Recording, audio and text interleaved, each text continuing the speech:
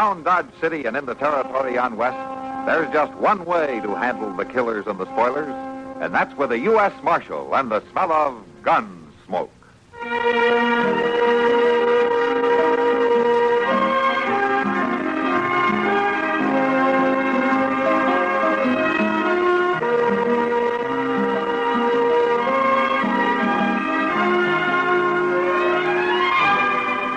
Gunsmoke, starring William Conrad, the story of the violence that moved west with young America, and the story of a man who moved with it.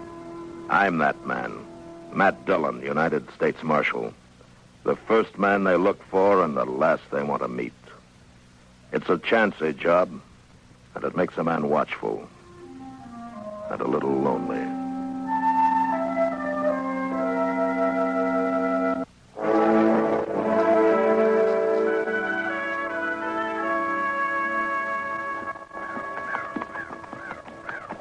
You know, Mr. Dillon, a man can get mighty hungry when he don't eat. 30 more miles and we'll be in Dodge, Chester, then you can eat to your heart's content. Yes, sir. But that wind comes up again and freezes us to death. That didn't freeze us to death last time. Well, that was just 'cause we was lucky enough to find that sodbuster shack. I couldn't have stood another 2 days of wind and cold like that. It aged me something awful. Aged you? Well, freezing's supposed to keep you the way you are, isn't it? I'm too wore out to joke. Well, I'll admit that was about the worst blizzard I ever saw. But it's behind us now. We can forget about it. Forget about it. Still starving there. Hey, look yonder, Mr. Dillon. Yeah. Looks like a hunter's camp. Conestoga wagon, couple horses picketed by them trees. Don't see much sign of life, though. No. But with them horses there, there's got to be somebody around. And it's been 20 below for 3 nights now. They could have frozen to death.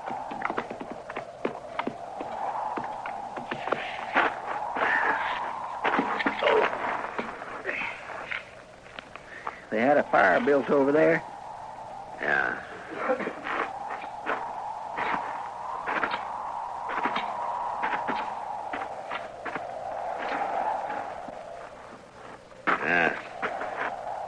These ashes weren't made today. Or yesterday, either. Well, ain't there a soul here, Mr. Dillon? Yeah, maybe they got caught out on the prairie when the blizzard hit. Sure does look that way. Yeah, I don't know how that team is still alive with nothing but that wagon for protection.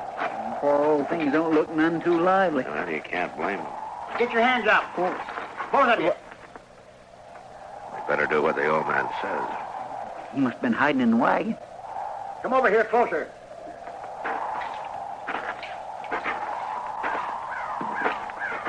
Now stop right there.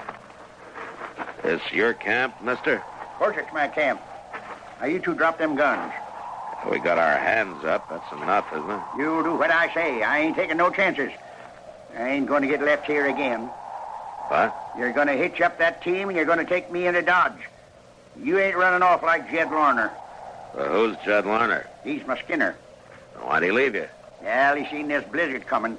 He didn't want to take any chances, so he rode off. He's probably been in Dodge all the time, warm and cozy. Why didn't you go with him? Well, I twisted my leg and my foot so that I couldn't ride a horse, that's why. Larner figured driving a wagon be too slow. You mean he left you out here to freeze? Yeah, I'll kill him when I find him. And I'll kill you, too, if you don't drive me into Dodge. He's a U.S. Marshal, mister. He ain't gonna leave you here. Marshal? Now, why don't you put down that rifle and tell us who you are? All right. My name's Pucket, Marshal. I'm usually up north following the Republican herd, but I come south this year. I'm getting old, and I thought it'd be warmer down here. You sure made a mistake about that, didn't you? You'll get me into Dodge, won't you? Yeah, of course we will. That foot I twisted, I don't feel nothing in it. Must be froze. Yeah, it could be. I'll kill Jed Lorner for this. Forget it, Pucket. I'm not taking you back to Dodge just so you can hang. All right, I'll forget it. Till I find him.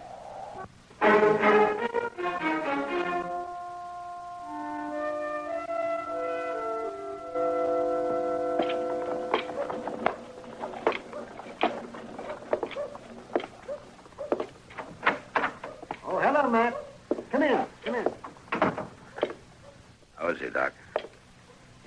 Pucket? Oh, he'll be all right, man. In time. Oh, then his foot wasn't so bad after all, huh? Yeah, didn't have much foot left when I got through with him. Oh. Yeah, but he'll be able to walk with a cane. But his buffalo hunting days are over. Uh-huh. Does he know that? I told him. You know, Ira Pucket's a proud man, Matt. He's a little too proud. Now, what do you mean? Well, what he hated most about this Jed Larner leaving him on the prairie wasn't the fact that he might have died, but that he was helpless. And a man like Pucket can't stand being helpless. Oh, I see. And now, all crippled up, he's a bitter man, Matt. Well, he'll get over it. Man can get used to most anything in time. Yeah, no, I got my doubts about Pucket. He won't even admit to how old he is. Yeah. What would you guess, Doc? Well, he's past 70 anyway. He's in the back room there, Matt, if you want to see him. All right. I'll come with you.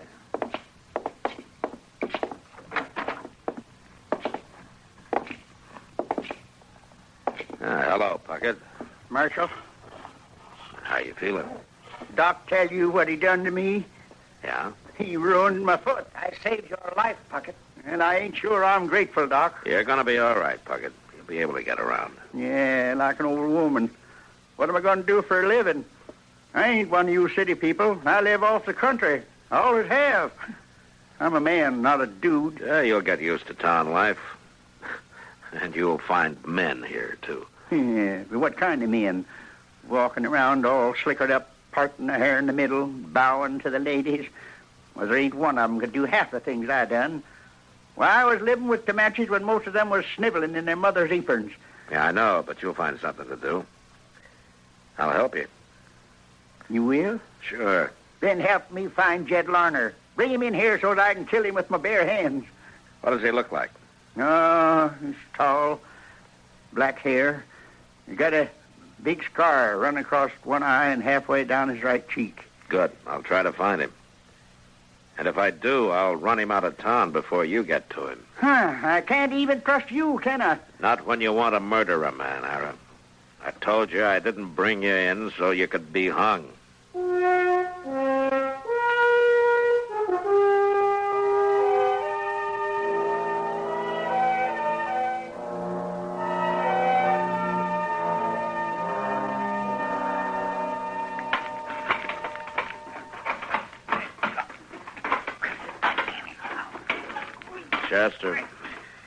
Chester, you're gonna ruin that.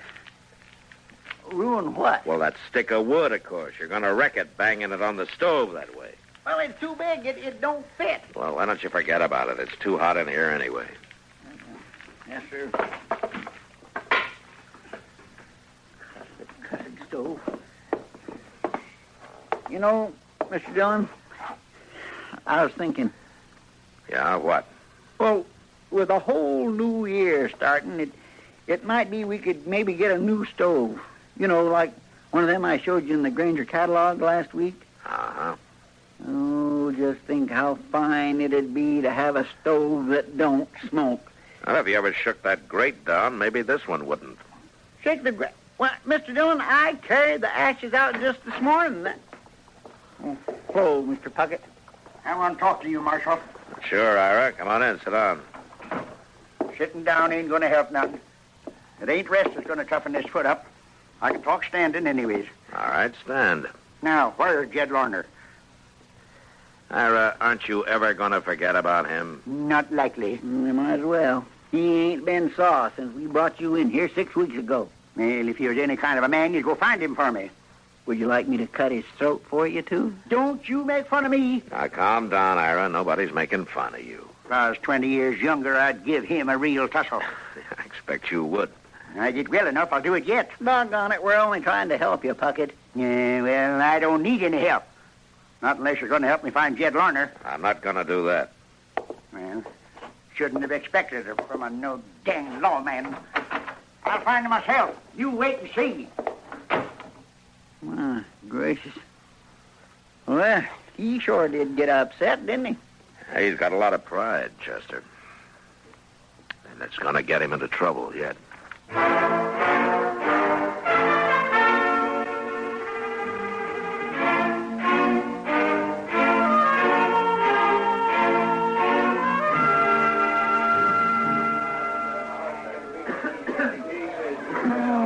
This is a great way to start the new year, Matt. Oh? Oh, what do you mean, Kitty? Well, all last year I was hoping maybe I'd be in San Francisco by now. San Francisco? Yeah. You never told me. What would you have done about it? Well, nothing, I guess, but why San Francisco? No blizzard, no dust, no cowboys. Ah, but they got fog. And all those sailors and miners aren't any gentler than these cowboys. Yeah, I know. But imagine going to dinner in a carriage, eating off a tablecloth, dancing on a hardwood floor. You're spoiled, Kitty. Now, how could I get spoiled here in Dodge City? Oh, Matt. Well, I'll tell you what, you save your money. You'll get to California someday. Yeah, sure, if I walk. Well, a lot of people have gone that way. Who do you think I am, Sacagawea? Ah, now there was a woman. Yeah? You know, I always had... What's the matter, Matt? That man at the bar who just turned around. Which man? One with a scar down his cheek. Oh? I'll be back, Kitty. Yeah.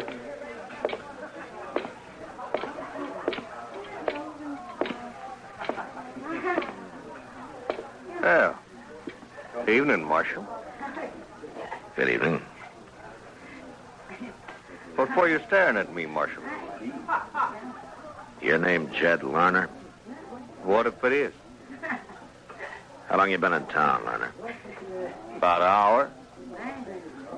Something wrong, Marshal? You remember the big blizzard we had 6 or 7 weeks back? Who don't? Yeah, we all do, I guess. Especially Ira Pucket. Especially... What? He didn't die, Lerner. Well, that's fine. I went back looking for him. I wondered where he got to. Oh, yeah. Yeah. Sure you did. Well, it's true. Pucket's here in Dodge, Lerner. Is? And if he finds you, he'll kill you.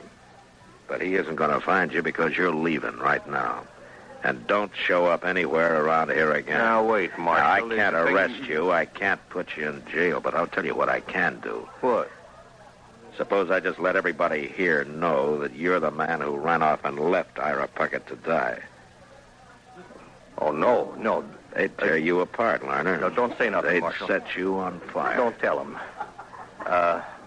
I leave, Marshal. I'll leave right now.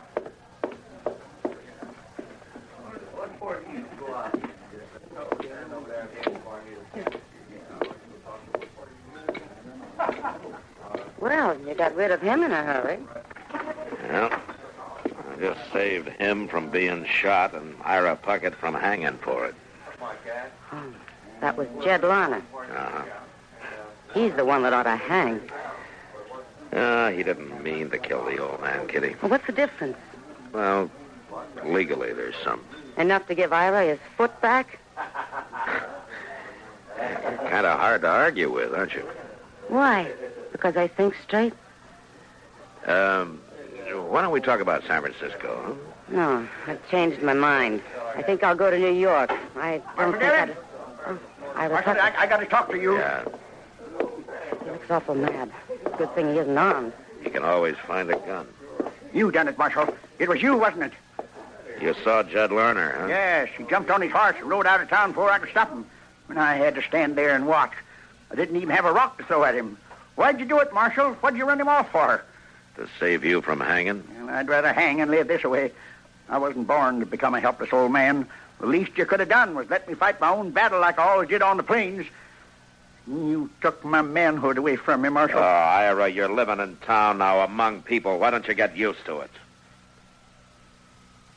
All right. All right, I will. I'll start living like you town people. Are you going to get a job? You bet I'm going to. I sure am. And it's going to pay me a lot of money, too. What do you mean? You'll find out, Marshal, when it's too late.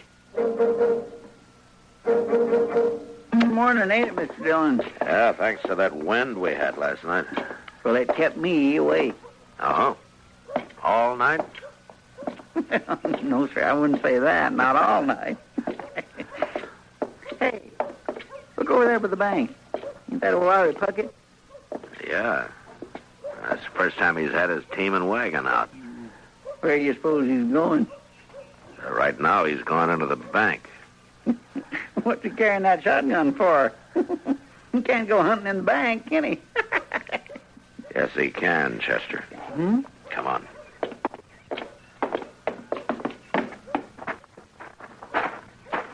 My land, you don't mean to say old Pucket's going to hold up that bank, Mr. Dillon? He said last night he's going to start living like town people. Get a job, make a lot of money. Well, this could be his idea of how to do it. Oh, man, he sure couldn't have no other. He can carry that shotgun in there. You going in after him? Yeah. But, Mr. Dillon, he's got a shotgun. I know. Look, Chester, take his team and wagon off somewhere. Lead him around back of the bank, out of sight. Well, maybe we can handle this without a shooting. Okay, sir. Come on. Hurry it up, Chester. He's coming out. Yes, sir, I'm long gone, Mr. Dillon.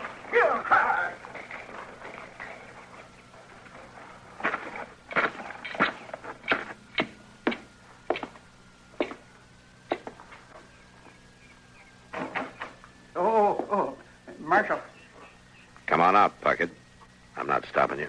you better not try it. I can shoot with one hand, Marshal. Sure. Don't you try to follow me, neither. Hey, wait a minute. Wait, where's my wagon? Where's my team? You're in a bad fix, Pucket. Somebody stole them. Well, I can't get away without any team. No, you can't. So you might as well give up. You done it. You're behind this, Marshal. Are you going to shoot me? Well, I shouldn't I? Because you're in enough trouble already. And shooting me won't help a bit. You're trapped, Pucket. And there isn't a thing you can do about it. So why don't you use your head? All right. Here. There's your money. Now you bring my outfit back. I ain't going to jail, Marshal. Like I said, Pucket, shooting me isn't going to help you. And I'm not going to do a thing about your outfit. You think you've outsmarted me, don't you? Why don't you give it up, Pucket? You're licked. You should think I just can't shoot you, Marshal. Here, take the gun. Good. I'm just a helpless old fool. Can't even rob a bank proper. I'm not sure you really wanted to, Pucket. Right? All you wanted was to prove something about that manhood you think has been taken away from you. But you sure picked a foolish way to do it. Yeah, I reckon I did. Goodness me, I thought he wouldn't never give up. He didn't have much choice, Chester. I went in the back door and told the people in the bank to keep out the way. You want me to take him over to jail now? Oh, no, I can't stand jail. Please, Marshal. Lock him up, Chester. I'll return this money and have a talk with Mr. Bodkin. I'll be over later.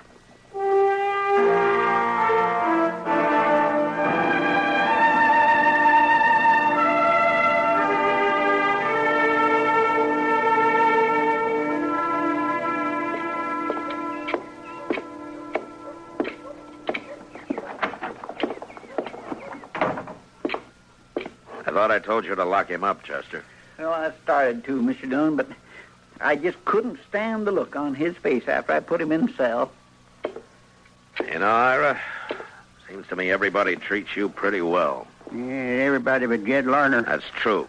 But Chester and I bring you in. Doc saves your life. I keep you from hanging, and if I hadn't outsmarted you at the bank, you'd probably be lying dead somewhere now. It seems to me that everybody's gone to a lot of trouble for an old man full of a lot of foolish pride. Now, what do you think? Yeah, I've been thinking, Marshal. Sitting here thinking. And you know what? You're right. But I'm afraid it's too late now. No, it's not. What? I explained everything to Mr. Bodkin at the bank, and he's willing to drop any charges against you, but on one condition. What's that? Well, to be honest with you, it was my idea, but Mr. Bodkin agreed. You got a job here, and you quit being so doggone ornery. Otherwise, you're going to go to jail. Oh, but what can I do with this crippled foot? Well, seeing you're so handy with a shotgun, I think Jim Buck might hire you to ride messenger on the stage. You think so? Well, he told me he would. You went and saw him? And it doesn't take any walking, Ira. Now, how about it?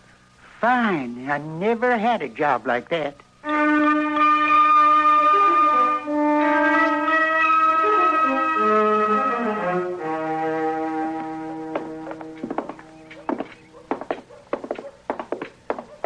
There it is, Mr. Dillon. 12 below stage, all ready to pull out. Yeah? And look at there, old Pucket sitting up there on the box, proud as a banty rooster. Hello, I'm Marshal. You got business with me?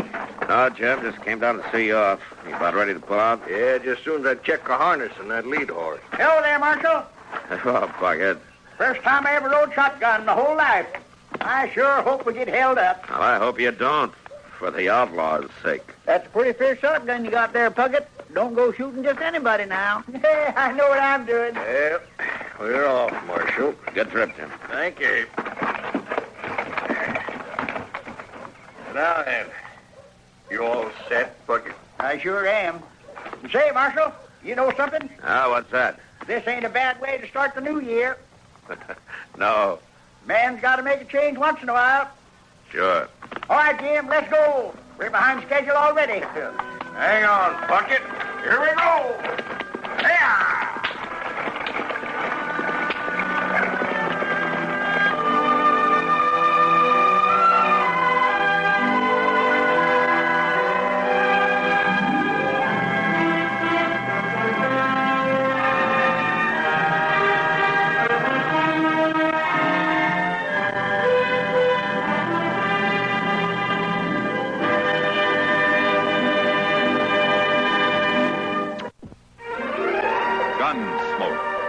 Produced and directed in Hollywood by Norman Macdonald, stars William Conrad as Matt Dillon, U.S. Marshal. The story was specially written for Gunsmoke by John Methven. Harley Bear is Chester, Howard McNear is Doc, and Georgia Hawkins is Kitty. This is George Walsh inviting you to join us again next week when CBS Radio presents another story on Gunsmoke.